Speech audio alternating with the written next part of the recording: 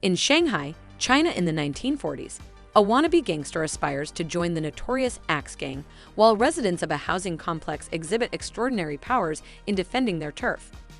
This is an action comedy film called Kung Fu Hustle, released in 2004. Spoiler alert. While I might give you my opinion on the film, this is not a substitute for watching it for yourself. Links to the film are in the description. Turmoil grips Shanghai in the 1940s. Various gangs vie for power, the most feared of which is the Axe Gang, led by the infamous brother Shroom and aptly named after its weapon of choice. In the absence of law enforcement, people can live peacefully only in poor areas which do not appeal to the gangs. An example is Pigsty Alley, a tenement home to people of various trades, run by a lecherous landlord and his domineering wife.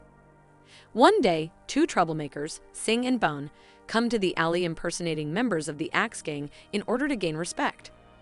Their plan fails miserably, and Sing's antics attract the real gang to the scene. In the massive brawl that ensues, more than 50 gangsters are defeated by three tenants who are actually powerful martial arts masters. Cooley, master of the 12 kicks, Taylor, master of the iron fist, and Donut, master of the hexagon staff. After the fight, Sing and Bone are apprehended by brother Shroom for causing trouble and publicly humiliating the Axe Gang. The two narrowly escape death when Sing quickly picks the locks on the chains with which they are bound.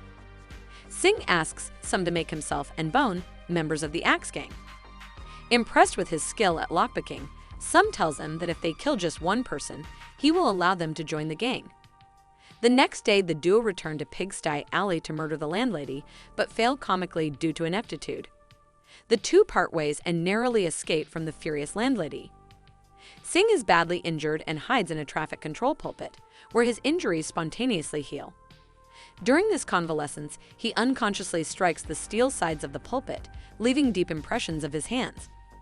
After he is fully recovered, he rejoins Bone, but is unable to explain his mysterious healing. Sing and Bone lament their failure on the streets, and Sing describes his childhood.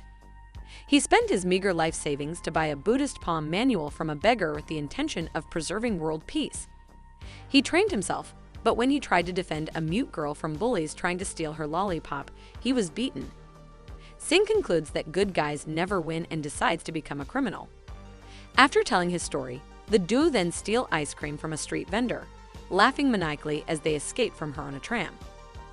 Angered by his gang's defeat, brother Shroom hires the Harpists, a pair of skilled assassins who fight using a magical gyukin. They strike Pigsty Alley at night as Cooley, Taylor, and Donut are preparing to depart, having been evicted for antagonizing the gang.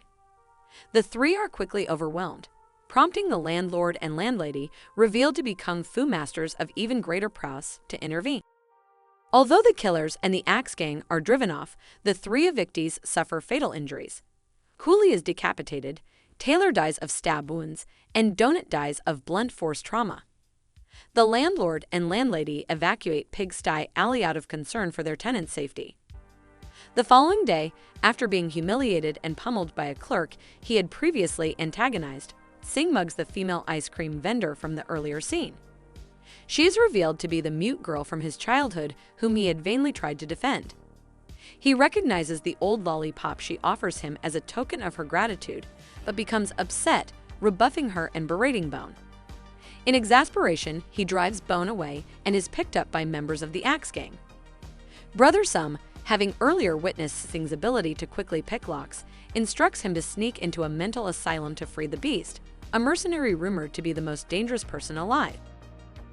The Beast is freed and brought over to the Axe Gang headquarters behind a casino. However, his flippant attitude and sloppy appearance puzzles Shroom and his men. Soon, they are ultimately convinced when the Beast fires a gun point blank at his own head, then stops the bullet between two fingers. The Beast, however, loses interest in Shroom and approaches the landlord and landlady who have come to Shroom's casino to deal with him and his gang. The three masters engage one another, and although initially overcome, the landlady is able to subdue the Beast by breaking the top off a giant funeral bell and using it as a megaphone to amplify her sonic technique, the Lion's Roar. The Beast, injured, pretends to surrender, but then attempts to stab his opponents with poison barbs. Although he fails, the landlord and landlady are forced to lock their bodies with his to counter his attack, and all three become unable to move. Some orders Sing to kill the landlady and landlord, but feeling reformed, Sing beats away some and hits the beast instead. Enraged, the beast breaks free of the joint lock and pummels Sing. Fortunately, Sing is spirited away by the landlord and landlady when the beast's back is turned. The beast, annoyed by his complaints, casually kills some and gives chase.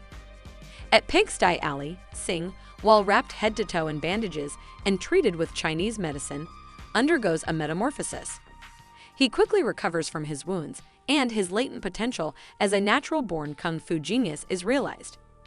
He engages the Axe Gang and the Beast, fending off the gangsters with ease.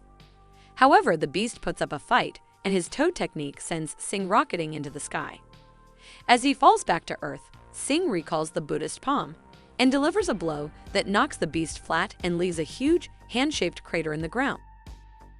The Beast again pretends to surrender, but when Sing relents, the Beast tries to stab him with his poisoned barb, just as he had tried to stab the landlord and landlady.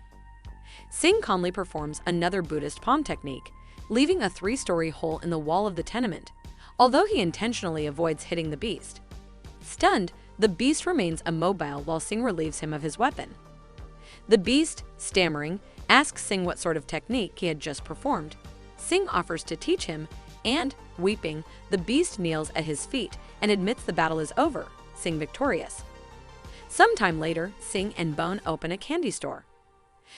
Outside, the same beggar who sold Sing the Buddhist palm manual offers a selection of martial arts manuals to a boy eating a lollipop.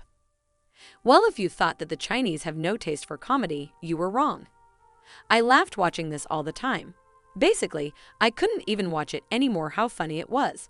And what are your thoughts and impressions? If you liked this video, here are some other movie recaps to check out. Thank you for watching, and I hope you enjoyed the video. Don't forget to like and subscribe for more like this one. Please comment on what should we watch next, and I will see you in the next video.